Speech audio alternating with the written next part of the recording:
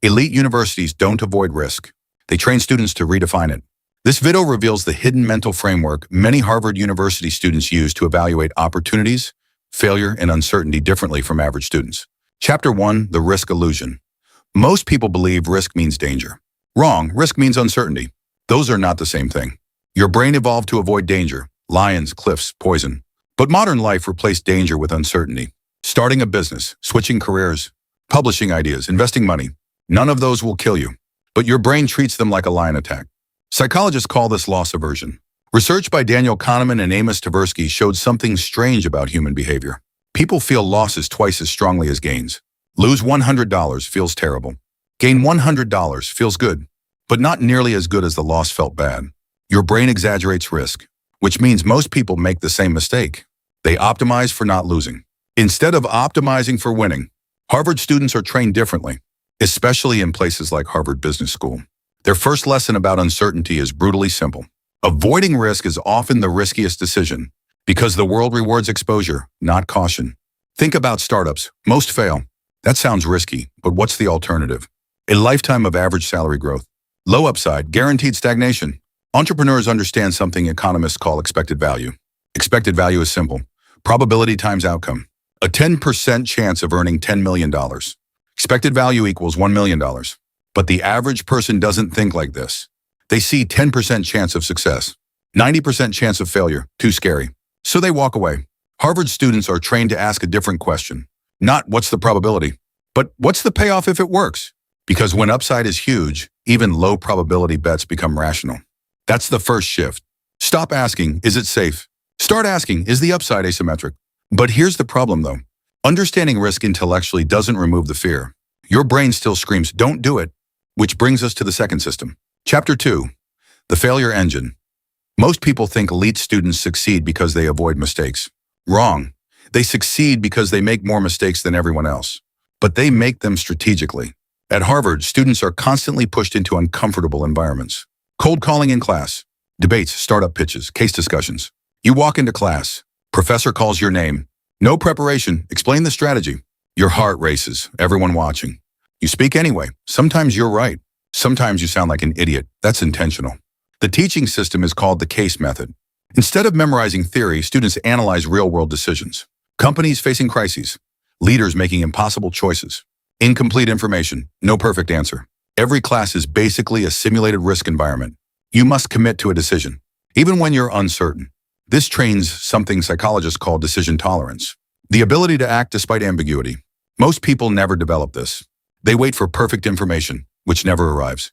Meanwhile, someone else makes the move first. Speed beats certainty. Entrepreneurs know this. Investors know this. Strategists know this. But it gets deeper. Elite students also learn a second rule about failure. Failure must be cheap and frequent. Eric Ries, author of The Lean Startup, calls this rapid experimentation. Instead of one big risky decision, you run many small tests. Launch a prototype, test the market, gather data, adjust, repeat. Each failure costs little, but the information gained compounds. This is exactly how startups operate in ecosystems like Silicon Valley. Dozens of small failures, leading to one massive success. But average people do the opposite. They avoid small failures, which means when they finally act, the stakes are huge, and catastrophic failure becomes possible. Harvard students invert the strategy. Fail early, fail cheaply, fail often. Because each failure reduces uncertainty. Eventually risk collapses. And what looked dangerous becomes obvious. 2 systems down. Hit subscribe before you forget them. 1 more to go. But here's the thing though. Even if you understand asymmetric bets and strategic failure, you can still sabotage yourself. Because the biggest risk isn't external, it's psychological. Chapter 3, The Reputation Trap. Here's the silent force that controls most decisions. Reputation. Most students spend their entire academic life optimizing for one thing. Looking smart, perfect grades. Correct answers, impressive resumes. No visible mistakes. That sounds reasonable, but it creates a dangerous mindset. You start avoiding situations where you might fail publicly. No risky ideas, no controversial opinions, no ambitious experiments, just safe performance. Harvard professors actively attack this mindset because innovation requires something terrifying. The willingness to look wrong. Think about scientific breakthroughs. Most began as unpopular theories. When Albert Einstein proposed relativity, many physicists rejected it. When Charles Darwin published evolution, it triggered outrage. When Steve Jobs insisted people wanted touchscreen phones, experts laughed. Every breakthrough begins as a reputational risk. And if your identity depends on looking competent, you'll never attempt those ideas. Harvard classrooms force students to confront this. Public discussion, constant questioning, contradicting professors, debating peers, you're wrong constantly. And slowly something changes. Embarrassment fades. You stop protecting your image. You start protecting your thinking. Psychologist Carol Dweck calls this the growth mindset. Your intelligence is not fixed. Your competence evolves through challenge, which means mistakes become data, not identity threats. Once that shift happens, risk becomes easier. Because failure no longer damages your self-worth. It simply updates your model of reality. But here's where things get really interesting. Elite thinkers apply one final concept, something economists and investors obsess over. Chapter 4, the asymmetric mindset. In finance, there's a principle called asymmetric risk. Lose little, gain a lot. Investors search obsessively for these opportunities because they distort probability. Example, you invest $1,000 in a startup. Worst case, you lose $1,000. Best case, it becomes worth $10 million. That's asymmetry, limited downside, unlimited upside. Entrepreneurs hunt these opportunities everywhere. Harvard students are trained to see life the same way, not just in finance, but in careers, ideas, projects. Think about writing online. Worst case, nobody reads it. Best case, millions of people see your work. Huge asymmetry. Or starting a podcast. Worst case, you waste some weekends. Best case, it transforms your career. Asymmetric, or learning a rare skill. Worst case, you gain knowledge. Best case, you become extremely valuable. Asymmetric again. Once you understand this principle, risk stops looking dangerous. Because many opportunities have bounded downside, but unbounded upside. Jeff Bezos famously summarized this mindset with a simple rule. If the downside is acceptable, take the bet. Not because it will definitely work, but because the math favors you. Harvard economics students study these probability dynamics constantly. Expected value, game theory, decision science. And over time, their perception of risk changes completely.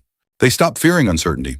They start searching for mispriced opportunities, places where reward outweighs perceived risk. But here's the problem, though. Even if you understand asymmetric thinking, most people still hesitate. Why? Because human psychology is wired for stability. Comfort feels safe.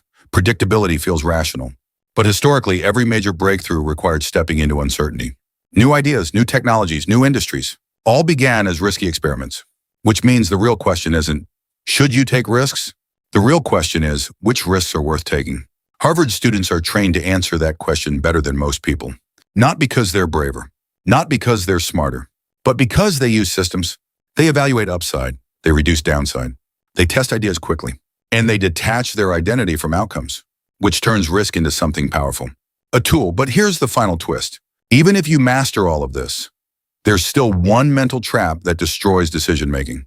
A bias so powerful it ruins careers, businesses, and entire economies. That's why I made the next video breaking down how elite strategists avoid cognitive bias when making high-stakes decisions. Because once you understand that system, you'll start seeing how badly normal thinking fails, and why the people who master it always seem one step ahead.